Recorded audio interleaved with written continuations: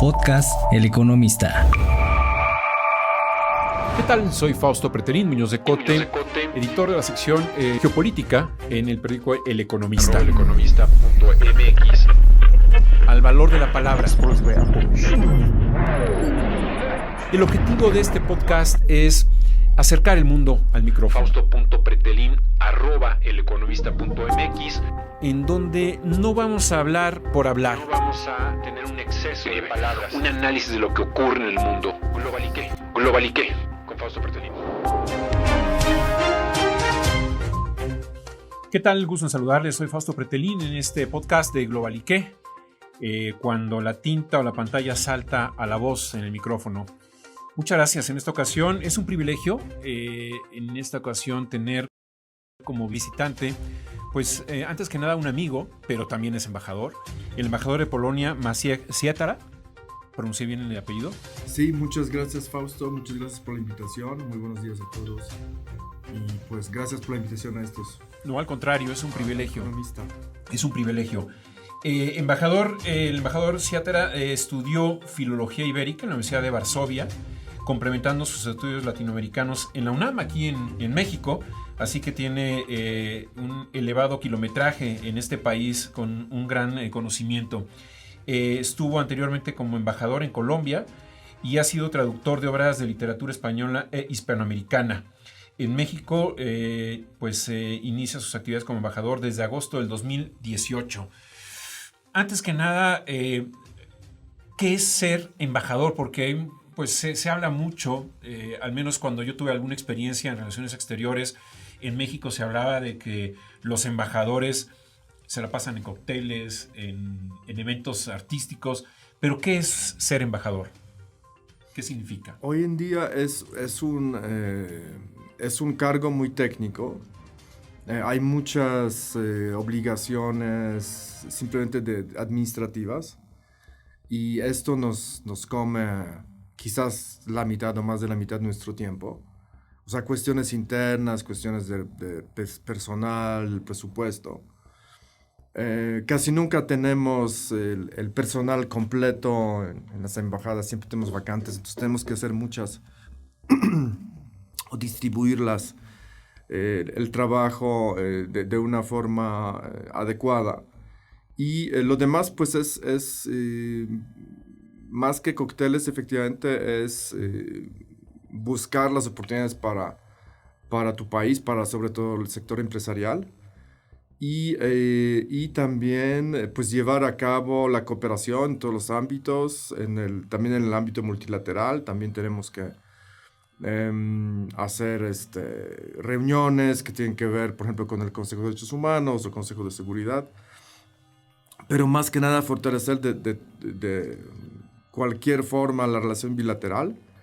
Y esa parte que conocemos, por ejemplo, de la película de Buñuel, ¿no? El discreto encanto de la burguesía, de que el embajador de Miranda se la pasaba en cenas y nunca podía concretar la cena, siempre pasaba algo.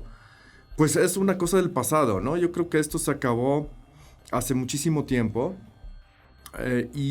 más que nada es un trabajo técnico que te exige también actualizarte todos los días. Lo cual también te plantea un reto porque no es posible abarcar al mismo tiempo al día lo que está sucediendo en tu país, en el país donde estás acreditado, la situación económica de tu país para dar una información actual y al día. Así que más bien nos volvimos más técnicos que burgueses de la película de Buñuel. La decisión de un embajador se ve reflejada en cambios de decisiones del primer ministro, en este caso de Polonia. Es decir, puede tener la fuerza necesaria un embajador para decirle al primer ministro de Polonia: ¿necesitas hacer estos cambios en función de tu relación bilateral con México? Pues yo creo que es muy, muy complicado, ¿no? Es decir, la política exterior en Polonia se crea principalmente en el Ministerio de Relaciones Exteriores. El titular, obviamente, es el ministro. Y hay otro poder que es el presidente de la República, que también tiene su oficina de asuntos internacionales. No obstante, más bien nosotros ejecutamos lo que nos llega de Varsovia. En alguna medida podemos tener cierta influencia, pero a grandes rasgos somos unos humildes funcionarios que ejecutamos las directrices de la capital. Entiendo. Llegando un poco a tu estancia en México, a su estancia en México, perdón, ¿qué experiencia nos podría mencionar sobre México? ¿Qué le gusta de comer? ¿Viajes o del país, culturalmente hablando? Porque, bueno, en el currículum veo, la biografía, ha sido traductor, ¿no?, de obras de literatura española y latinoamericana. ¿Qué gusta de México? Pues México es mi país preferido. Tengo lazos familiares. Mi esposa es mexicana. Ya pasé casi, yo creo que 9 años en México. Conocí casi todos los estados. Conocí muy bien la cultura de diferentes del sureste. Ahorita en esta temporada conocí un poquito más el norte, ¿no? Pues me gusta todo, ¿no? La verdad, mi experiencia, obviamente, ahora como diplomático es diferente porque en los años 90, cuando fui estudiante en la UNAM, yo estuve realmente inmerso en la sociedad mexicana. De forma lingüística, cultural. Tenía relativamente poco contacto con mis compatriotas. Y mi medio eran mis compañeros mexicanos, básicamente. Claro. Entonces fue una experiencia que no la puede tener un diplomático, obviamente, por razones obvias. Ahorita me tocó conocer tal vez puntos que antes estaban, o mundos que estaban cerrados para mí en la época anterior como estudiante. Uh-huh. Y pues en cuanto a las regiones, pues no me atrevería a privilegiar ninguna región. Yo creo que Oaxaca es la ciudad que he visitado muchas veces. Uh-huh. La ciudad y también la costa, el Pacífico de Oaxaca. También me gusta mucho Veracruz, Yucatán. También estuve muchas veces en Chiapas y en sureste. Pero no menosprecio de ninguna forma el norte, que pude conocer recién, Chihuahua, Tamaulipas, Monterrey, obviamente Baja California, son regiones preciosas de igual manera. Pues con la comida no tengo problema, me gusta casi todo, excepto los romeritos. Los romeritos, ¿no te gustan? Sí, es un platillo que no como, que bueno, se sirve obviamente el 24 y que definitivamente es tan diferente de la cocina polaca que me resulta muy extraño, ¿no? Ni haber estado en la UNAM, tuviste ocasión de poder degustar bien los romeritos. No, sí los degusté, pero no me gustan. Sí, es que no me gustan. Y entre el tequila y el mezcal prefiero el tequila. Ya. Me voy por el tequila. El mezcal me resulta demasiado fuerte y demasiado ahumado. En realidad no es mucho más fuerte, pero es... Y también es generacional. Nosotros somos de la generación más del tequila que del mezcal, ¿no? Claro, aunque yo probé el mezcal pues ya hace casi 30 años. Ajá. Ah, mira. De un amigo de Guerrero que llevó el mezcal en una botella de plástico en realidad, ¿no? Y me invitó a su cumpleaños. Y desde ese momento me pareció para mí demasiado ahumado y demasiado como denso. Tiene una densidad que simplemente no va con mis preferencias y no me hace bien. ¿Qué escritores mexicanos son tus favoritos? Juan Rulfo, indudablemente. Yo creo que fue el mejor escritor mexicano, a mi modo de ver. Pero personalmente conocí a varios escritores. Conocí a Carlos Fuentes, a Octavio Paz, traduje algunas cosas de Octavio Paz. También Francisco Hinojosa es un escritor extraordinario para niños, pero también tiene cuentos para adultos que yo traduje al español. Y Daniel Sada, un escritor que, según el propio Carlos Fuentes, era el mejor, y que está un poquito olvidado, ¿no? Yo traduje una pequeña parte de su novela Porque parece mentira, la verdad nunca se sabe. Y tuvo buena acogida este fragmento, porque traducir toda la obra me resultó demasiado difícil. No lo conocí personalmente, lamentablemente, solamente tuve intercambio por mails con él. Ajá. Pues yo hablo mucho de él, inclusive conocí gente que eran sus amigos en Ciudad Victoria, él vivió en Ciudad Victoria, sí. Pero muy poca gente sabe digamos, la dimensión de su obra, correcto, que es la más original quizás, sí. Después de Rulfo, ¿no? Falleció en la primera década de este siglo, ¿no? Me parece que sí, falleció a los 50 y tantos años. Sí. Y pues él emprendió una tarea literaria totalmente fuera de parangón, en letras hispanas, ¿no? Sí. Porque escribía en prosa, pero prosa con ritmo muy bien definido, ¿no? Uh-huh. Entonces, sus novelas se pueden leer como poemas largos. Sí, sí, como si fuera la Ilíada o la Odisea del norte mexicano, de hecho. Casi toda su obra transcurre en el norte, en Sonora, un poquito también en Oaxaca, en algunas obras, pero su mundo literario es el norte. Ya. ¿Y de música? ¿Qué grupo musical o algún cantante? Me imagino que cuando estabas en UNAM tenías más cercanía o gusto por estar con la música, por degustarla. Me gustan muchas corrientes mexicanas y cada vez conozco más, ahondo más en la música. Me gusta Café Tacuba, Molotov, me gustaba mucho, fui a varios conciertos de los dos grupos. Y ahorita aprendí a apreciar la música vernácula, uh-huh, la ranchera, y bueno, y creo que México ha tenido una serie de grandes creadores de la música popular, a partir de José Alfredo Jiménez, y terminando yo creo que Juan Gabriel, que fue el último gran creador de la ranchera, ¿no? Ya.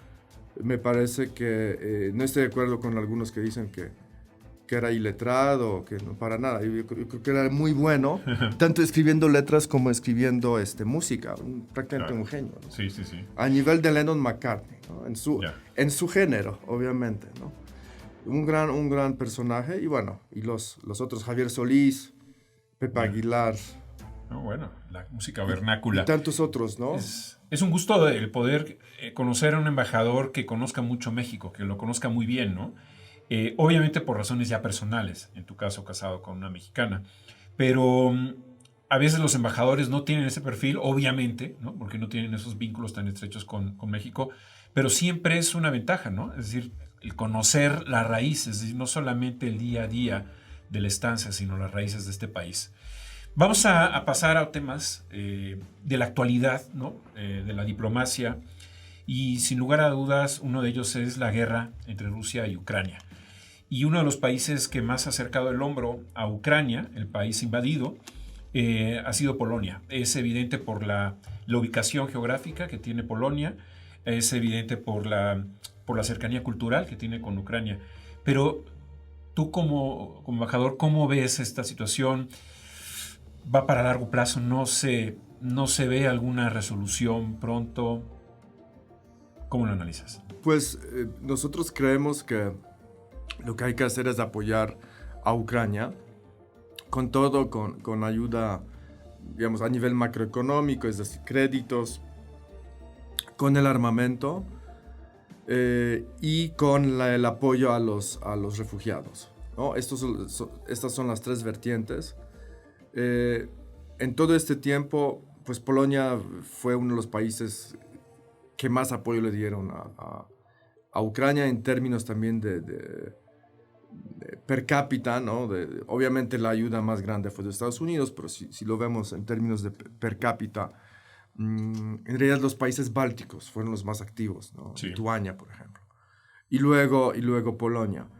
Entonces, no nos queda de otra. Sabemos que si Rusia logra vencer, para empezar sería desastroso para nuestra región y para todo el mundo, porque se demostraría que la fuerza es la solución de de los conflictos, ¿no? Y no la negociación. En Europa, pues después de la guerra, se crearon varios mecanismos para no repetir los conflictos armados y solucionar los problemas a través de la negociación. Y la Unión Europea pues es la amenación de esta filosofía y ha funcionado muy bien. Y por otro lado, pues sabemos que que efectivamente si Rusia se queda logra cumplir con sus intereses, podría en un futuro atacar a otros países, a los países bálticos, Moldavia o Polonia, ¿no? Y realmente los rusos tampoco ocultan mucho estas intenciones, ¿no? ¿Y realmente sí Polonia tiene cierto temor de que pudiera haber una confrontación bélica con ustedes versus Rusia? Pues obviamente sí, porque si estos mensajes aparecen, por ejemplo, en los medios de comunicación rusos, que obviamente no son medios libres, son reflejo de lo que piensan los dirigentes, son señales indudables, ¿no? de amenaza a Polonia y realmente la llamada guerra híbrida ha empezado hace muchos años, ¿no? Sí. La guerra híbrida en forma de propaganda, del uso político de los migrantes, del espionaje muy brutal, ¿no? De Rusia en toda Europa, sí. No solamente en Polonia, en toda Europa, de formar organizaciones prorrusas o inclusive partidos políticos prorrusos, financiarlos. Es toda una estrategia de guerra híbrida que solo en 2014 se convirtió en una guerra abierta con uso de fuerza militar, primero en Donbass y hace un año pues ya con un ataque frontal a toda Ucrania. Yeah. Siendo abogado del diablo, algunos historiadores hablan de que en la época de Reagan y Gorbachev se cae el muro de Berlín, viene el fin de la Guerra Fría, pero viene como un desprecio hacia Putin o lo minimizan. Es decir, como que lo dejan fuera de los principales círculos de poder internacional. Y eso habla de este resentimiento que quizás tenga el presidente en este momento, el presidente ruso, y muestre músculo ahora con esta invasión que nunca va a ser justificable, por supuesto, una invasión bélica a un país violando el derecho internacional, pero no fue así, es decir, no se le trató mal a Putin en el sentido de que ya desapareció la Unión Soviética, ya no eres una potencia, ya eres un personaje anodino o normal, no sé cómo llamarle. Yo no lo vería así. De hecho, cuando asumió el presidente Putin, sus primeros años fueron de mucha actividad internacional y de mucha cercanía inclusive con Estados Unidos. George W. Bush dice, lo miré a los ojos y vi la sinceridad, ¿no? El presidente Putin. Lo dice por ahí, por 2002, 2003. Es chistoso, ¿no? Viviéndolo desde ahorita, pero trágico y chistoso al mismo tiempo. Pero hubo mucho crédito de confianza. Y hay un dato muy elocuente. En 2008, en la cumbre de la OTAN en Bucarest, prácticamente se decidió no abrirle el camino a la membresía en la OTAN a Georgia o Georgia y Ucrania. ¿No? Entonces, eso fue básicamente un postulado ruso. Luego, con el presidente Obama, también hubo un acercamiento importante de Estados Unidos y la búsqueda de resolver conjuntamente los problemas. Y países como Polonia, hasta el último momento, hasta el 20 de febrero del año pasado, estuvieron buscando la paz. Siendo, pues, un país obviamente amenazado por Rusia, nuestro ministro de Relaciones Exteriores fue a Moscú unos días antes de la guerra en capacidad del presidente de la Organización para la Seguridad y Cooperación de Europa, la OSCE, y platicó con el secretario Lavrov, ¿no? Con el secretario de Relaciones Exteriores, y el secretario Lavrov le dijo, no va a haber guerra, no te preocupes. Hubo llamadas del presidente Macron, de otros dirigentes, finalmente a todos se le dio una información errada. ¿no? Errada. Entonces yo no siento eso. Ahora obviamente Rusia ya no es, y no lo era hace 20 años, lo que había sido la Unión Soviética. ¿no? En el mundo bipolar obviamente aparecieron otros actores. Obviamente Rusia tecnológicamente no alcanzó los niveles que tienen los países occidentales o la propia China o Japón. Entonces sí se quedó rezagada, pero no por eso va a responder con aparentemente el único instrumento que tiene moderno, que es la fuerza y el ejército, el armamento. Entiendo. El ingreso a la OTAN, o la posibilidad de que pueda ingresar a la OTAN Ucrania, ¿lo ves factible o ya sería una decisión que enfurecería aún más al presidente ruso? Este fue uno de los motivos de la guerra, es decir, el acercamiento de, de Ucrania a la Unión Europea y a la OTAN. Obviamente el ingreso a la OTAN es una decisión de todos los países miembros. Será un proceso, yo creo que no tan corto y un poco complejo por los intereses que se manejan en diferentes, las políticas de los diferentes países miembros. Pero a estas alturas parecería ser que es el único elemento que le puede dar seguridad a largo plazo a Ucrania. Como a Polonia, si Polonia no fuera ahorita miembro de la OTAN, estaríamos totalmente desamparados, porque no tenemos un ejército tan grande como para poder enfrentarnos a Rusia, de ninguna manera, ¿no? Rusia es el país que se dedicó desde los tiempos de la Unión Soviética a desarrollar su potencial militar, menospreciando otros sectores de la economía, ¿no? Y obviamente o sea, sí tienen el potencial todavía grande de misiles, de su aviación, que pueden aprovechar en cualquier momento en contra de cualquier país europeo. Entonces, el ingreso a la OTAN, que fue la mejor decisión de los políticos polacos en los años 90, indudablemente, y en la Unión Europea, es nuestra garantía de que Rusia no nos ataque, de que tenga sus reservas. Ya para concluir, me gustaría hablar un poco de Polonia. ¿Cómo se encuentra? Si nos pudieras dar algunas coordenadas de la política doméstica y su política exterior. En pocas palabras, ¿cómo está Polonia ahora?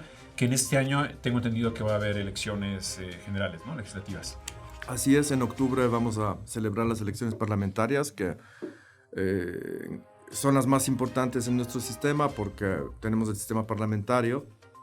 El primer ministro es jefe de gobierno. Y llevamos dos periodos parlamentarios de 4 años con la coalición conservadora, que ha desarrollado una política social bastante ambiciosa, un poquito, bueno, al estilo, hay algunos elementos parecidos a la política de México, del gobierno de México actual, que por lo menos permitió disminuir la pobreza y la pobreza extrema que en realidad ya no existe en Polonia, y pues consistió en apoyos a las familias y también a los adultos mayores. En términos de crecimiento económico, nos ha ido bastante bien, excepto el año de pandemia, cuando caímos 2%, pero después hubo crecimiento de 5% al otro año, el año 21. Y bueno, el núcleo de nuestra política exterior en este momento es Ucrania. Realmente todo está concentrado en el este. El apoyo obviamente a los refugiados, que ya pues el gasto público relacionado con Ucrania ya sobrepasó más o menos $12 mil millones. Es un gasto importante, pero creemos que es indispensable hacerlo porque los ucranianos están defendiendo no solamente su país, sino a toda Europa. Y obviamente la relación con los Estados Unidos se ha fortalecido. Joe Biden estuvo 2 veces en Polonia a lo largo del último año. lo cual es una señal efectivamente de una buena relación. Creció el número de tropas americanas de la OTAN, pero sobre todo americanas en nuestro país. Y a diferencia de América Latina, nosotros lo vemos como una bendición, ¿no? Claro. Tener tropas americanas. Es muy curioso cómo la geopolítica define esta mirada. Para nosotros es una... Aumentar las tropas americanas es nuestro objetivo. Y recibir más armamento nuevo de Estados Unidos, también de otros países, por supuesto, es también uno de los objetivos importantes de este gobierno y de cualquier gobierno. Si me permites no va a cambiar. Abrir un paréntesis, cuando estabas en Colombia, ¿no sentiste que también el Plan Colombia era defendido por los colombianos? Es decir, ¿no les importaba que Estados Unidos estuviera con injerencia directa en su país? ¿A los colombianos? No, claro que no les importaba, sí, con la quizás excepción de algunos círculos muy de izquierda, el colombiano muy de a pie pues lo veía con buenos ojos. Y el aporte de los americanos en el periodo de la primera década del siglo XXI es indudable, ¿no? En el combate a los grupos al margen de la ley, ¿no? La guerrilla y los paramilitares. Cierro el paréntesis y nada más, ¿ya pasó un poco las fricciones entre Polonia y la Unión Europea? A raíz de estas nominaciones, o no sé si llaman injerencia del Poder Ejecutivo, del primer ministro sobre el Poder Judicial. El gobierno está en eso, es decir, hay un nuevo proyecto de ley que está ahorita en el análisis de la Corte Constitucional. Si eso se destraba, de alguna forma se retiran ciertos puntos de la llamada reforma judicial y entonces la Unión Europea podrá aceptar el llamado plan de recuperación, que es el plan post-COVID. Son unos... cantidad de dinero importante. Nada más para recordar a los que nos escuchan, estas fricciones nacen a raíz de que el gobierno polaco propuso una ley para retirar a jueces debido a su edad, pero ahí había un asunto también de posturas ideológicas, ¿no? Bueno, quizás no tanto posturas ideológicas, sino un cambio en el control de los jueces, ¿no? En el control de los jueces y en la posibilidad de retirarlos con diferentes motivaciones. Entonces es la ley que de alguna forma cambia la reforma judicial y regresa al estado de las cosas anterior, está ahorita en la corte. Y bueno, esperamos que en los próximos meses esto se termine, porque tanto el primer ministro como el presidente están trabajando para finalmente resolver este percance con la Comisión Europea. Muy bien. Bueno, pues cerramos la intervención. Muchas gracias por la visita. Rápidamente, ¿en qué se parecen México y Polonia? Además de su demografía o el tamaño de país, ¿hay algunos vínculos? Hay mucha similitud en el tema de la familia. Ajá. En el tema de la vida familiar, invitar a los amigos y en cierta generosidad cuando invitas a alguien. O sea, cuando invitas a alguien ya lo invitas, de verdad. Y que son, yo creo que las raíces por un lado católicas y por otro lado que todos venimos del campo, ¿no? Y en el campo la gente, pues obviamente tenía mucha vida alrededor de la comida y de los alimentos, ¿no? Claro. Entonces eso se quedó mucho en nuestros países, que me parece un punto fabuloso, que de verdad no existe en todas partes. Claro. Y bueno, el haber tenido al Papa Juan Pablo II se convirtió en un poder un soft power blando de Polonia a nivel internacional importante, ¿no? Desde luego, sí. Y lo digo porque México, bueno, es un país muy, muy católico. Sí, muy devoto también de Juan Pablo, ¿cómo no? Claro. ¿Cómo no? Bueno, pues muchas gracias, embajador Ciatara. Muchas gracias, Fausto. Agradezco mucho la presencia aquí en El Economista, en este podcast de Globalique, cuando la tinta y las pantallas saltan a la voz. Me da mucho gusto saludarles a todos y los espero en el próximo espacio aquí del podcast. Y los invito a que escuchen pues toda la variedad de podcasts, que son muchos temas muy variados y sobre todo muy interesantes. Gracias, hasta la próxima.